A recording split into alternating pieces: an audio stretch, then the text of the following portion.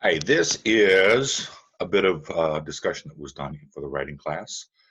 For those who missed it or for future classes, this will be part of the materials available. And it's talking about comparison and contrast.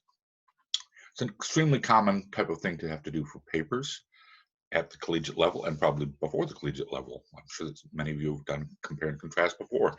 Before we begin talking about some of the nitty gritty of it, a couple of big things to keep in mind. Go with the more interesting option. If you're asked to compare and contrast Dr. Martin Luther King Jr. and Hitler, I'm pretty sure that most of the people in the class are going to say King was good, Hitler was bad. Yes. Don't do that. Boring. Tell me how they're similar. Tell me how they both were effective public speakers, how they were communicators and organizers, how they used religious, or in Hitler's case, quasi-religious methods to unite people into a common cause, how they presented a vision. There are all kinds of similarities. Again, I'm going to say, yes, King was good, Hitler was bad. That's the boring part. Okay, go with the more unusual comparison if it is something where you can predict what most people are going to say. A couple of other things in comparison and contrast. In general, and I will talk about an exception, you are not asked to make a choice. You're simply saying, here are the ways in which they are similar, here are the ways in which they're different. We'll talk about a choice and how you make it in part 2 of this to try to keep the videos relatively compact. You have heard the expression, well, that's like comparing apples and oranges. At least you probably have heard it. That is one of the stupidest expressions in the history of the world. One of the only dumber ones is, you can't have your cake and eat it too, because the expression is actually supposed to be, you can't eat your cake and have it too. Once you eat the cake, you can't have it. It's in your stomach, okay? But if I have cake, you know what I have cake for? So that I can eat it. That's why we have cake. Comparing apples and oranges is not only easier than, say, comparing apples and Lamborghinis or apples and lobsters.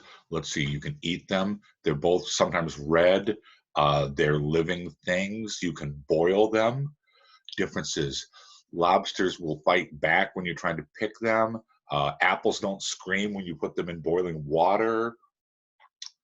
Little things like that. Apples and oranges are very similar. Let's talk about some of the similarities first. In other words, the compare, and then we'll talk some of the differences. Comparisons. They're both fruit, first of all.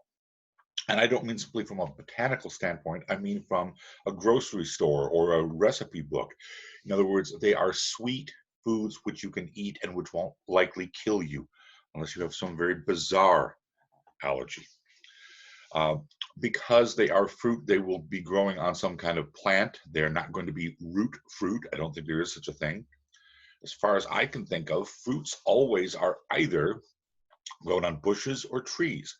I may be in error on that, but in general, fruits are bushes or trees. Apples and oranges both grow on trees. Okay, apples and oranges are both about fist size. Depending on the size of your fist, you can have very tiny little apples and oranges. You can have bigger ones, but you're not going to get something that's going to be, I'm doing this. You can't see how far apart my hands are. When I taught at the University of Wisconsin River Falls, we had a very good agriculture program. One of the professors grew a several 100-pound pumpkin. It was at least 5 feet high. You could have hollowed it out and put Cinderella in it and put some wheels on it and take her to the ball in that pumpkin. You can't do that with apples and oranges. There's a certain size range in which they come. Okay, some other similarities. Juice. I'm willing to bet that apple juice and orange juice are probably the number 2 and the number 1 most favorite juices in America. Okay, they're extremely popular. You can make other desserts with them. Obviously, you can eat both of them raw. You can fit them into a lunchbox. They're both roughly spherical. An apple is less spherical, an orange is more spherical, but they are both roughly roundish in shape. Both in their normal version have seeds, but I think that's kind of by definition true for fruits.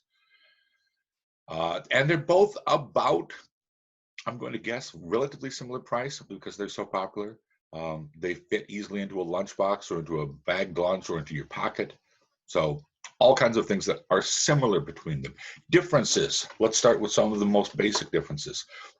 You can eat the skin of an apple. In fact, you probably want to eat the skin of an apple. That's where some of the nutrition is.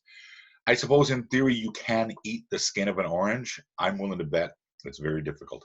Yes, you might take a little zest. You take a little bit of the skin off, that type of thing, but you don't eat the entire orange. You can peel an orange with your fingers and thumbs. I don't think you can do that with an apple without making a heck of a mess. You can give half of the orange to your friend easily without needing any kind of knife. You can't do that with the apple other than, I suppose, if you eat half and they eat half. But these days, I'm not going to share your apple with you. Thank you so much. Now that I think of it, I probably also won't take the orange from you, but you get the idea.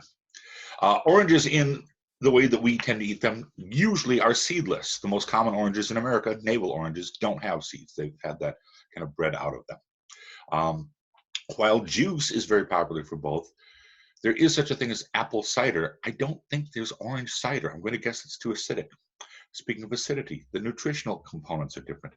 Oranges tend to be higher in vitamin C. That's part of how you prevent scurvy.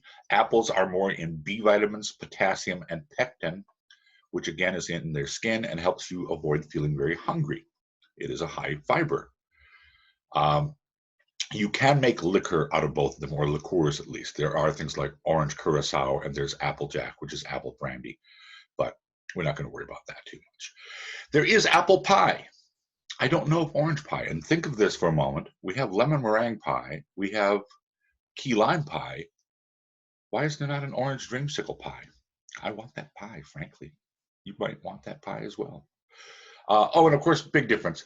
Oranges, by and large, if they're ripe, are orange in color. Apples, when you're a kid, apples are red. When you become an adult, you realize apples are all kinds of colors. There's green apples, there's red apples, there's pinkish apples, there's mottled apples. There are a wider range of apples available to us by name. I mean, if I go to the grocery store, by and large, they'll just say oranges. They might also have sweetums, tangerines, and blood oranges. Okay, that's way I'm up to 4. Apples, so you have Golden Delicious, which are actually not that delicious. You have Fuji, you have Honeycrisp, you have crab apples, you have Granny Smiths, you have any number of different types, so a wider range. And the last thing that I can think of as a big difference is apples tend to grow better in temperate to colder climates, places like England, Germany, Wisconsin, Seattle. Oranges tend to need warmer climates. Florida, Hawaii, Italy, places like that are better suited for oranges. But in short, lots of differences between apples and oranges, but lots of similarities too. You can easily compare them in very many ways. Now, if you're doing a paper where they said compare and contrast apples and oranges, you could do a few different ways. One structure is to basically say, I'm going to talk about apples.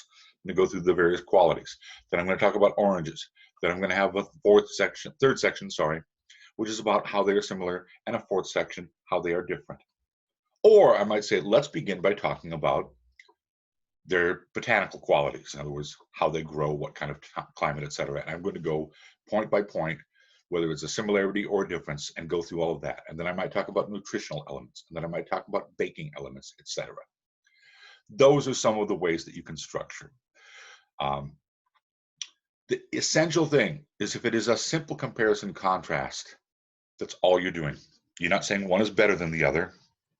You're simply saying, I'm going to talk about how they are similar and how they're different. I'm going to break this, as I say, into 2 parts. The next part will be about if you're asked to make a choice, an evaluation. But let me stop this recording for now.